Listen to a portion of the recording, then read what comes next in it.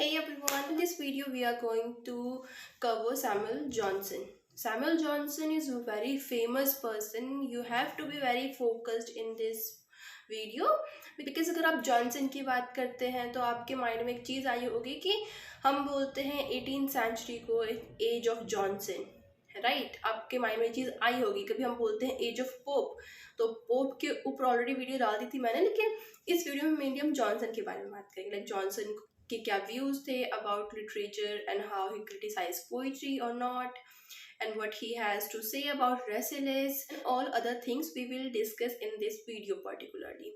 So the first part में हम बात करेंगे introduction to Johnson. Like Johnson से related कितनी important चीज़ें हैं। आपको एक चीज़ ये याद रखनी है that Johnson was the pioneer of biographical criticism. Biographical मतलब जिसमें आप किसी सामने वाले ऑथर की या फिर पोइट की बायोग्राफी भी प्रेजेंट करते हैं अपने वर्क में, एंड देन आप उसे क्रिटिकली एनालाइज भी करते हैं, कहीं ना कहीं क्रिटिसिज्म देते हैं उन पर्सन के ऊपर।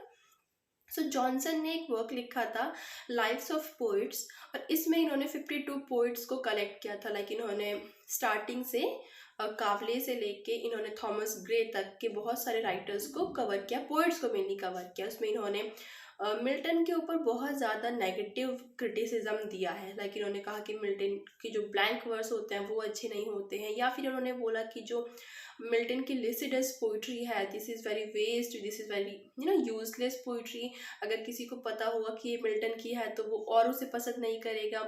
इनकी एक पोएम थी कोमस, कोमस को इन्होंने बोला कि अगर लोग कोमस को पसंद करेंगे, उस पोइट्री को पसंद करेंगे, लेकिन अगर उन्हें ये पता चलेगा कि ये पोइट्री मिल्टन की है then they will not like that poetry. और ऐसी चीज़ें उन्होंने क्यों बोली, तो इन सब से रिलेटेड सारी वीडियो में हम डिस्कस करेंगे चीज़ें, जो भी चीज़ें इंपॉर्टेंट है। प्लस उसको छोड़ के अगर आपको लगता है कि आप जॉनसन स्किप करना चाहते हो, डोंट डोंट डोंट, क्योंकि आप जॉनसन स्किप करके अपना एग्जाम नहीं प्रिपेयर कर सकते हैं। जॉनसन इंपॉर्टेंट इसलिए है बिकॉज मैंने आपको बताया इन्होंने बायोग्राफिकल क्रिटिसिज्म की स्टार्टिंग करी, प्लस इन्होंने इंग्लिश की फर्स्ट डिक्शनरी लिखी थी जो कि इनका फेमस वर्क है। और उसके बाद डिक्शनरी पब्लिश करने के बाद, although he was not a PhD scholar, Johnson PhD scholar नहीं थे, पर फिर भी उन्हें डॉक्टर जॉनसन बोलते हैं, डॉक्टर सैमुअल जॉनसन। वो क्यों? क्योंकि उन्होंने जो डिक्शनरी पब्लिश करी वो एक बहुत इम्पॉर्टेंट चीज़ थी। लाइक नेशन को उसकी ज़रूरत थी और उन्होंने वो पब्लिश कर दी, तो इनको बोला जाने लग गया, जितने भी स्कॉलर्स थे उन्होंने बोलना शुरू किया that he is doctor Samuel Johnson. तो ये चीज़ इंपॉर्टेंट हो गई। उसको छोड़ के सैमुअल जॉनसन ने एक वर्क पब्लिश किया, मेनली एक pamphlet sort of material publish करते थे जिसका नाम था रैम्बलर, जिसमें ये एसेज को पब्लिश किया करते थे। तो ये चीज़ इंपॉर्टेंट है, रैम्बलर कई बार पेपर में आया। लाइक आपको मैच करना होता है, यहाँ पे मैगजीन्स के नाम होते हैं, यहाँ पे ऑथर्स के नाम होते हैं, then you have to match all the things, तो उसमें आ सकता है। इसको छोड़ के इन्होंने एक वर्क लिखा है हिस्ट्री ऑफ रेसेलास। हिस्ट्री ऑफ रेसेलास काफ़ी इंपॉर्टेंट है, लाइक इंपॉर्टेंट तो क्या, बहुत बोरिंग है। उसकी वीडियो ऑलरेडी मैंने डाल दी थी चैनल पर, तो आप उसे देख सकते हैं। लेकिन उसमें जो इमलैक कैरेक्टर है उसके थ्रू इन्होंने अपनी व्यूज़ बताए हैं पोइट्री में। लाइक जो इमलैक के व्यूज़ है पोइट्री को लेके, वही सैमुअल जॉनसन के व्यू है पोइट्री को लेके। प्रीफेस टू शेक्सपियर में इन्होंने क्या किया है, शेक्सपियर के जो प्ले थे, लाइक उनके जो ट्रेजेडीज थी उन सबको एनालाइज किया। और उसके बाद इन्होंने 3 मेरिट्स बताई हैं जो इन्हें शेक्सपियर के वर्क में पसंद है, 3 डीमेरिट बताई हैं जो कि इन्हें नहीं पसंद है। तो वो चीज़ें हम इस वीडियो में कंटिन्यू करते हैं। So Samuel Johnson as a critic video का फर्स्ट पार्ट है, तो इसमें आपको क्या चीज़ें फोकस में रखनी है कि इनका टाइम पीरियड क्या था, क्योंकि Johnson was writing during the age of 18th century. So जिस टाइम पे ये थे, लाइक जॉनसन जिस टाइम पे लिव कर रहे थे, राइटिंग कर रहे थे, उस टाइम पे there was a conflict between reason and imagination. Samuel Johnson से पहले पोप की एज थी, अलेक्जेंडर पोप की, एंड पोप ने जो वर्क्स लिखे वो कहीं ना कहीं रीजन्स पे फोकस करते थे। लेकिन अब शिफ्ट आ रहा था, शिफ्ट इन द सेंस कि हम क्या चीज़ें डील करेंगे पोइट्री में, और कॉन्फ्लिक्ट चल रहा था, conflict between reason and imagination. आप ये देखिए कि 18th सेंचुरी की बात हो रही है और रोमांटिसिज्म आता है लेट 18th सेंचुरी। जो रीज़न की एज थी इनलाइटनमेंट की, उसके बाद में एक टाइम पीरियड था जब there was a conflict between reason and imagination. उसी टाइम पे लिख रहे थे during the end of enlightenment age and beginning of romanticism. Reason represent करता है ओल्ड आउटलुक को, ओल्ड आउटलुक मतलब जो पुराने आइडियाज़ हैं। इमेजिनेशन रिप्रेजेंट करता है न्यू आइडियाज़ को, मतलब हमें न्यू आइडिया में मतलब इमेजिनेशन। और वही जितने भी आर्ग्यूमेंट्स हैं कहीं ना कहीं जॉनसन के वर्क में भी देखने को मिलते हैं। सेकेंड पार्ट है वीडियो का मेजर वर्क्स। इन्होंने कौन कौन से मेजर वर्क लिखे हैं, ये मैंने आपको भी बताया था कि इन्होंने एक डिक्शनरी पब्लिश करी थी, पब्लिश हुई थी वो 1755 में। उसके बाद इन्हें बोला जाने लगे डॉक्टर सैमुअल जॉनसन। देन इन्होंने सेकंड वर्क लिखा जो फेमस है, प्रीफेस टू शेक्सपियर, जो मैंने आपको बता दिया। उसमें इन्होंने शेक्सपियर की मैरिड एंड डीमेरिड बताई हैं। थर्ड है लाइफ ऑफ पोइट्स, इसमें हम अभी इसको कवर करेंगे डिटेल में। Then history of Rasselas. 5 है essay and article published in Rambler. Rambler इनकी एक कहीं ना कहीं पीरियोडिकल टाइप का था जो इन्होंने स्टार्ट किया था। एंड देन 6th वर्क है इनका essay on genius of biography. ठीक है, तो इसको छोड़ के अब हम बात करते हैं थर्ड पार्ट की, हिज व्यूज़ ऑन पोइट्री। जो रेसेलास में इन्होंने बोला है, मेनली रेसेलास में जो इन्होंने बोला है उसमें इनके क्या व्यूज़ है पोइट्री को लेके।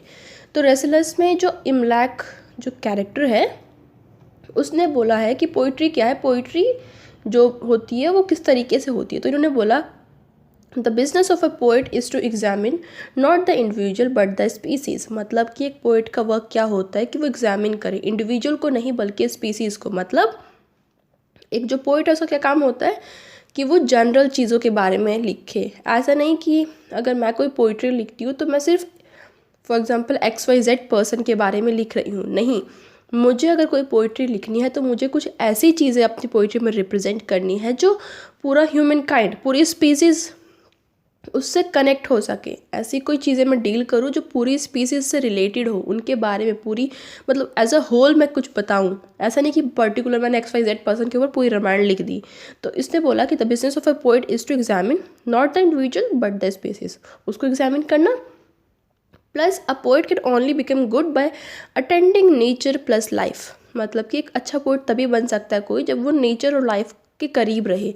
अटेंडिंग मतलब करीब रहना, कि अगर आप नेचर के करीब हैं, लाइफ के करीब कैसे कि आप ह्यूमन नेचर को अच्छे से रिप्रेजेंट कर रहे हैं, जो यूनिवर्सैलिटी है, जो चीज़ें होती है दुनिया में उन्हीं चीज़ों को लिख रहे हैं। तो वो जो होगा, अगर कोई बंदा नेचर के करीब है, लाइफ के करीब है, तभी वो एक अच्छा पोइट हो सकता है।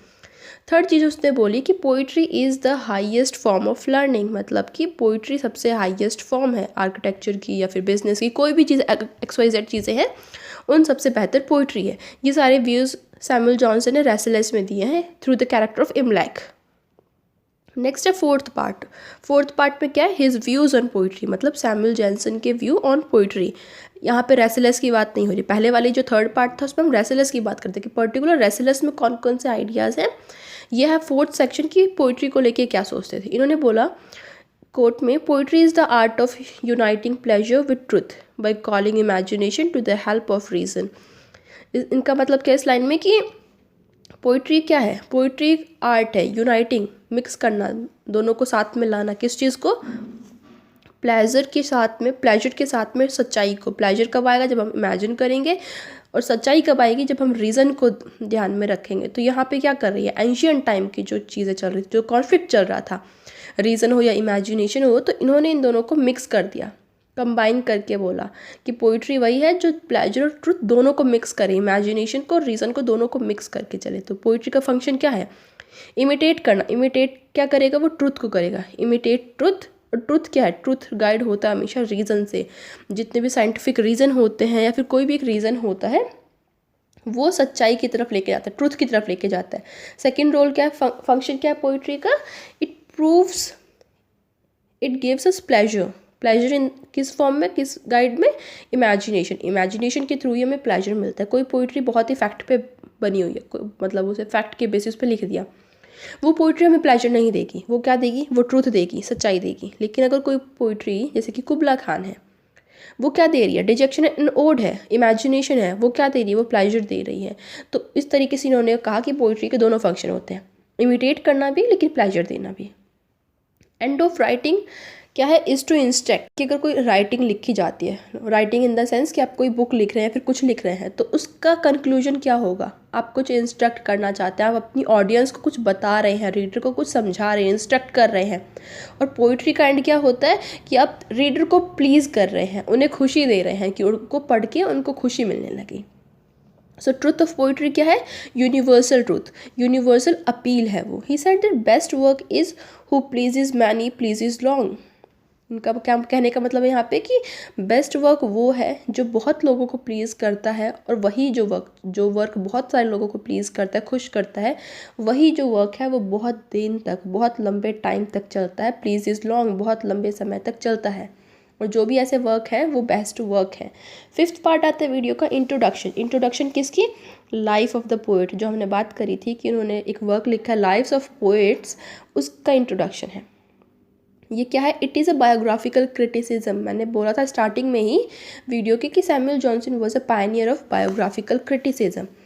तो वही चीज़ यहाँ पे बोली है कि जो वर्क लिखा गया लाइफ ऑफ पोएट्स, ये बायोग्राफिकल क्रिटिसिज्म का एक वर्क है। इसमें इन्होंने मेनली 52 पोएट्स को एग्जामिन किया है, उनकी बायोग्राफी को बताया है, प्लस उनके वर्क्स को कहीं ना कहीं criticize in the sense positive plus negative दोनों चीज़ों को रिप्रेजेंट किया है। इनको 52 पोइट्स को उन्होंने कैसे किया है? अरेंज कैसे किया है? डेट ऑफ बर्थ के थ्रू, लाइक पहले कौन से ऑथर पोइट थे, उसके बाद कौन से पोइट का बर्थ हुआ, इस तरीके से। लाइव्स ऑफ पोइट्स का ओरिजिनल टाइटल था prefaces biographical critical to the works of English poet, और इस वर्क को, इस टाइटल को चेंज करके नाम रख दिया गया था लाइव्स ऑफ द पोइट। इसमें इन्होंने कावले से अब्राहम कावले से स्टार्ट करी है अपने पोइट्स की लिस्ट, और लास्ट में उन्होंने थॉमस ग्रे पे आके अपनी लिस्ट को एंड किया है। इसका एम क्या था? To represent uncompromising truth, and he was the first critic to attempt a systematic work in a work of practical criticism. Systematic work in a practical criticism मतलब ये पहले बंदे थे जिन्होंने प्रैक्टिकल क्रिटिसिज्म की स्टार्टिंग करी। प्रैक्टिकल क्रिटिसिज्म के through इन्होंने वर्क एनालाइज किया। प्रैक्टिकल क्रिटिसिज्म क्या होता है? जब आप किसी पर्टिकुलर वर्क को उठा के उसे एनालाइज करते हो, रादर देन सेइंग कि what is good criticism, what is bad criticism, आप किसी पर्सन की बुक को उठा रहे हो और उसके बाद उसे क्रिटिसाइज कर रहे हो। तो 52 पोइट्स में से दो इंपॉर्टेंट है जो हम करेंगे, जो एक है मिल्टन, एक है अब्राहम कावले। अब मिल्टन है जो कि आपका पार्ट नंबर 6 हो जाएगा वीडियो का। मिल्टन के लिए इन्होंने क्या कहा?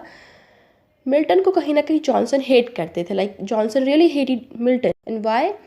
क्योंकि एक तो मिल्टन के जो आइडियाज़ थे वो इनसे अलग थे, जॉनसन से अलग थे। मिल्टन वॉज प्यूरिटन, तो इसलिए भी हो सकता है।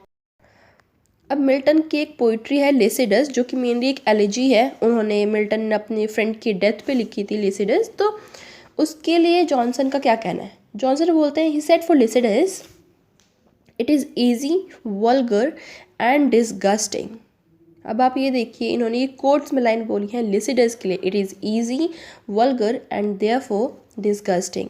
ही क्रिटिसाइज्ड इट फॉर व्हाट? इन्होंने इसको किस लिए क्रिटिसाइज किया? For uncertain rhyme, numbers of unpleasing and harsh, जो डिक्शन है इज़ वेरी हार्श। तो इन चीज़ों के लिए इन्होंने लिसिडस को कहीं ना कहीं क्रिटिसाइज किया इन नेगेटिव वे। इन्होंने बोला surely no man could have fancied, मतलब कि शायद ही किसी को ये पसंद आई हो, दैट रीड लिसिडस, जिसने भी लिसिडस पढ़ा है विद प्लेजर, प्लेजर के बाद तो कोई नहीं पढ़ रहा है उसे, had he not non it's author. इसने क्या बोला इनमें, जॉनसन ने क्या बोला? श्योरली किसी भी पर्सन को ये पसंद नहीं आएगी, फैंसी नहीं किया होगा, ये इसको पढ़ने के बाद प्लेजर नहीं आएगा, और अगर किसी को प्लेजर मिला है तो शायद उसे ये नहीं पता होगा कि इसका ऑथर कौन है। अगर उसे पता होता कि मिल्टन ने लिखे तो उसे वो पसंद नहीं आती। ये इनका यहाँ पे मुद्दा था बोलने का। The poem is filled with inherent improbability. Improbability मतलब इट लैक रियलिज्म, कि रियलिज्म नहीं है, सच्चाई नहीं है।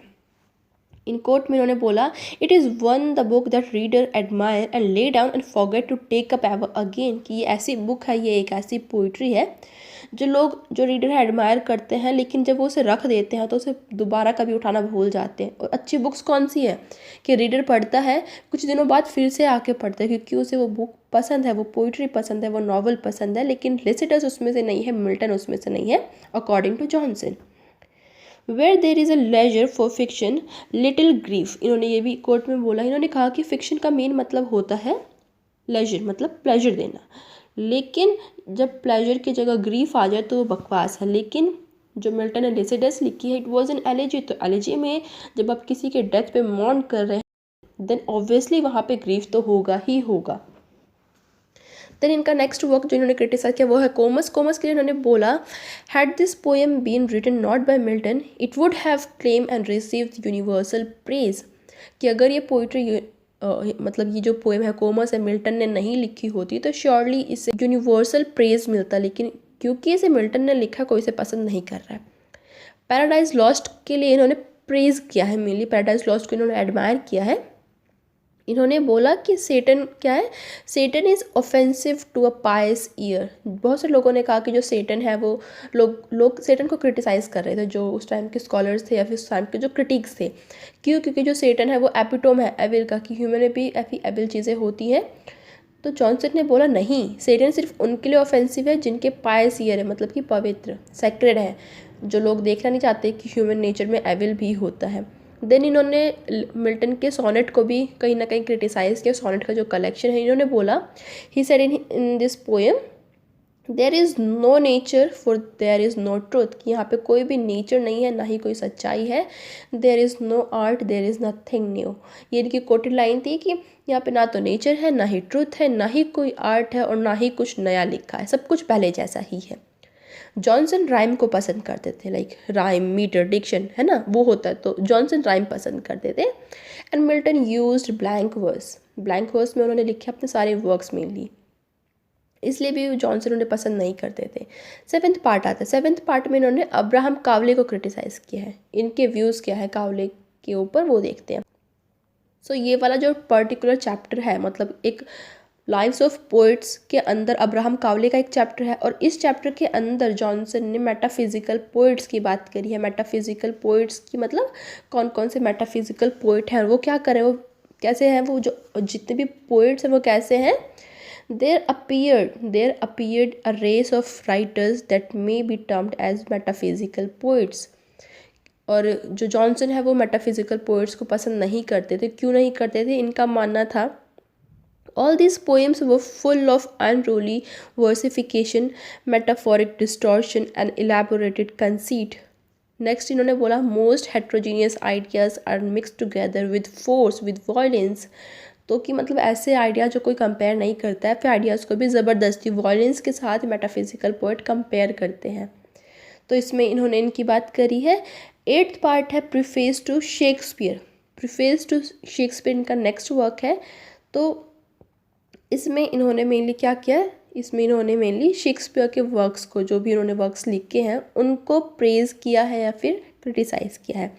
लेकिन आपको ये चीज़ याद रखनी है कि जॉनसन ने शेक्सपियर को बोला है ही is a poet of nature. ये चीज़ आपको देखनी है क्योंकि ये क्वेश्चन पेपर में भी आया हुआ था कि किसने बोला है कि Shakespeare is a poet of nature. तो जॉनसन ने बोला है।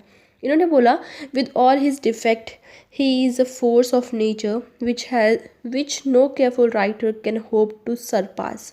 मतलब कि उनके जितने भी डिफेक्ट हैं, शेक्सपियर में जितने भी कमियां हैं, उसके बाद भी उसके पास एक नेचर की फोर्स है, क्योंकि वो नेचर को डिपिक्ट करता है और शायद ही ऐसा कोई ऑथर या राइटर होगा जो उस जैसा हो पाए। अब इन्होंने 3 डिफेक्ट बताए हैं शेक्सपियर के, शेक्सपियरियन जो प्ले है उनके डिफेक्ट। उन्होंने बोला Shakespeare is not moral. Moral मतलब कि शेक्सपियर को इन्होंने क्या बोला, that he care so much to please, कि ये लोगों को खुश करने में ज़्यादा भरोसा रखते हैं, इतने ज़्यादा केयर करते हैं खुश करने में कि ये कैसी भी लाइफ को पोर्ट्रेट कर देते हैं बिना ये सोचे कि उसका पर्पस क्या है।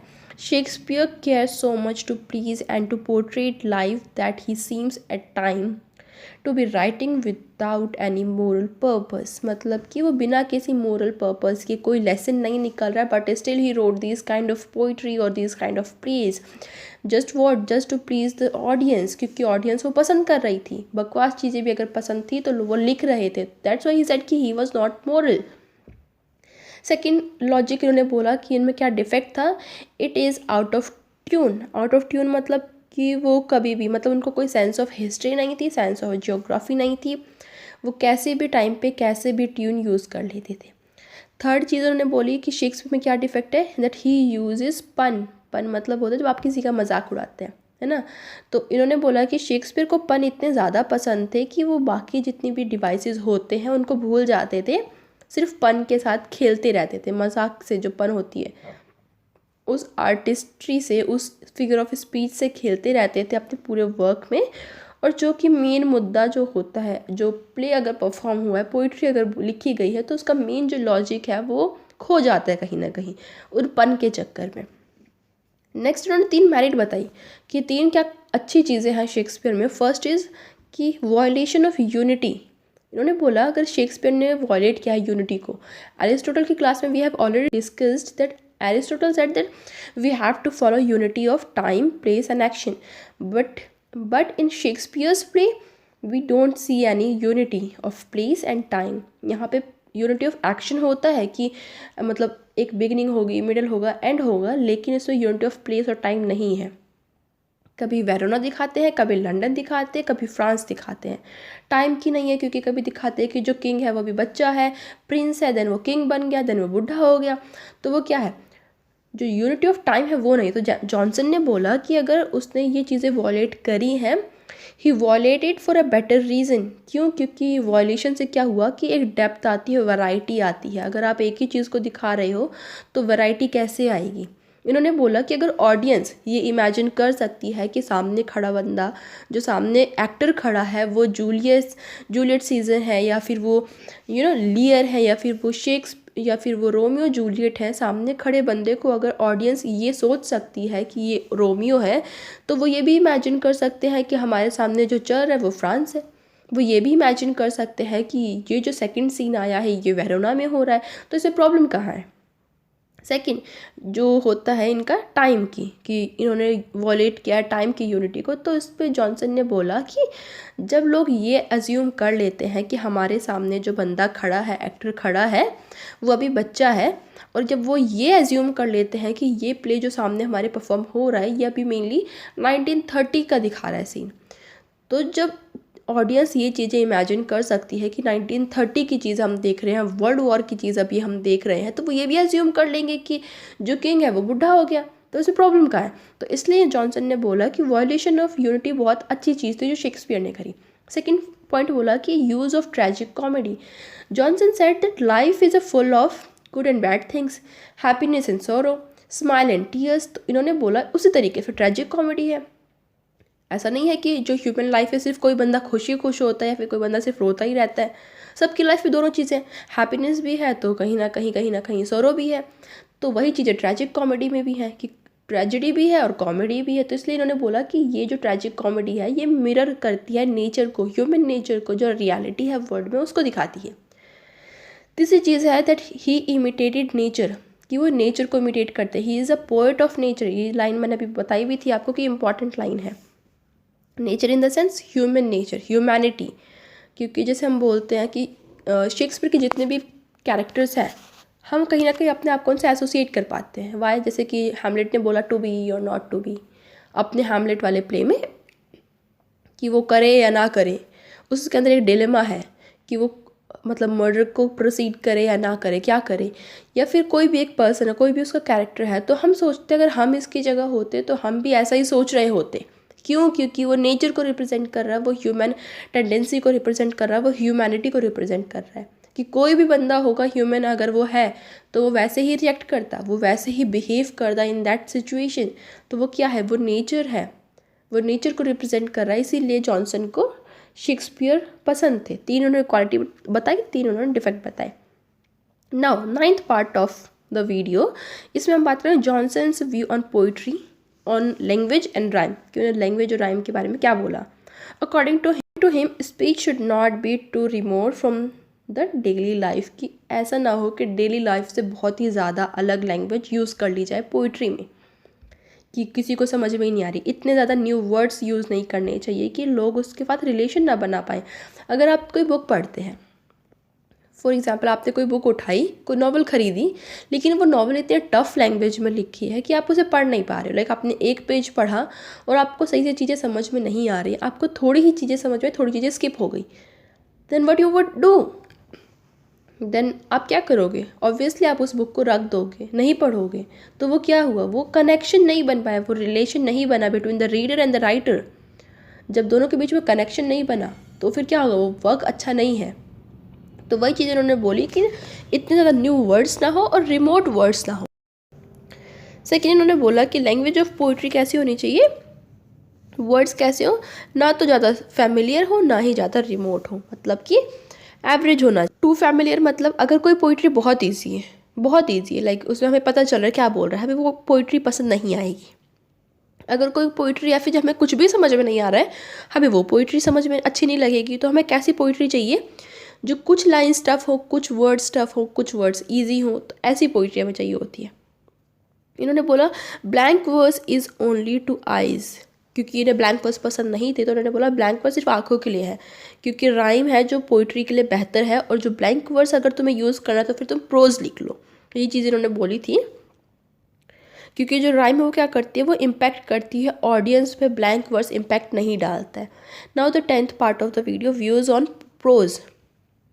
अभी तक इन्होंने बात करी कि पोइट्री की लाइन कैसी होनी चाहिए, पोइट्री कैसी होती है। इन्होंने बोला प्रोज के बारे में क्या बोला, इन्होंने बोला a good prose is which has a proper representation of nature, कि एक जनरल नेचर की बात करें, इंडिविजुअल की नहीं, नेचर की, लाइक एक टोटल किसी भी बंदे की बात ना करके एज अ होल ह्यूमैनिटी की बात करी जाए। जॉनसन ने ट्रिस्ट्रम शैंडी को बहुत ज़्यादा हेट किया। अगर आपको नहीं पता ट्रिस्ट्रम शैंडी क्या है, then it is a work, Laurence Sterne का एक वर्क है, बहुत बहुत बहुत ही बकवास वर्क है। लाइक हमारे कॉलेज में ये लगा था, और ये इतनी बकवास बुक थी कि जो मुझे कभी पसंद नहीं आई, पर्सनली मुझे कभी पसंद नहीं आई, बाकी बहुत सारे लोगों को पसंद भी होती है, वो अपना अपना पॉइंट ऑफ व्यू है। सो जॉनसन ने बोला ट्रिस्ट्रम शैंडी को कि उन्होंने पसंद नहीं थी, क्यों नहीं पसंद थी, क्योंकि वो एक इंडिविजुअल पर्टिकुलर एक्सपीरियंस को दिखा रहे। ट्रिस्ट्रम शैंडी में एक बंदा है जिसकी नोज़ से रिलेटेड एक इंसिडेंट हो जाता है बचपन में, उसकी बर्थ के टाइम पे, उसके चक्कर में पूरी जो नॉवल है या फिर वर्क है वो घूमता रहता है। तो उन्होंने कहा कि ये वर्क अच्छा क्यों नहीं है, क्योंकि एक इंडिविजुअल बंदे के एक्सपीरियंस को बता रहा है, जनरल थिंग को नहीं बता रहा है। जनरल थिंग कैसी होगी, जनरल थिंग होगी तो मतलब ऑल ह्यूमन बीइंग के साथ होती रहती है, कोई ना कोई ऐसी चीज़ होगी, ग्रीड के बारे में बात हो रही होगी, या फिर प्राइड के बारे में बात हो रही होगी, या फिर ऐसा कुछ भी XYZ, कुछ भी जो यूनिवर्सल है, जो कि जनरल थिंग है, ना कि इंडिविजुअल और पर्टिकुलर एक्सपीरियंस के बारे में। जब इन्होंने ट्रिस्ट्रम शैंडी को क्रिटिसाइज़ किया, उसी टाइम पे एक पर्सन था, एक क्रिटिक था मेनली ट्रिस्ट्रम शैंडी के लिए। जॉनसन ने क्या बोला, nothing odd will do long, अगर आप कुछ ऑड लिखोगे, कुछ अजीब लिखोगे, वो ज़्यादा दिन नहीं चलेगा। Tristram Shandy did not last long, क्योंकि ट्रिस्ट्रम शैंडी बहुत दिन तक पसंद नहीं करी गई, ये इनके वर्ड्स थे। अभी क्रिटिक थे जिनका नाम मैंने यहाँ पे लिख दिया because I don't know how to pronounce it. तो इन्होंने क्या बोला जॉनसन को, that the way Laurence wrote Tristram Shandy is way more better than thousand of people like Johnson have ever done. उन्होंने क्या बोला, that the man turn is worth 1000 pagans and common place followers like doctor Johnson. मतलब कि Johnson जैसे जो normal लोग हैं वो उनके जैसा कभी नहीं लग सकते, जैसा कि लॉरेंस ने लिखा है, स्टर्न ने लिखा है। ट्रिस्ट्रम शैंडी जिस तरीके से लिखी गई है वो जॉनसन कभी नहीं लिख सकते, या फिर लो प्लेस के लोग कभी नहीं लिख सकते। So I think with this we should end this video and या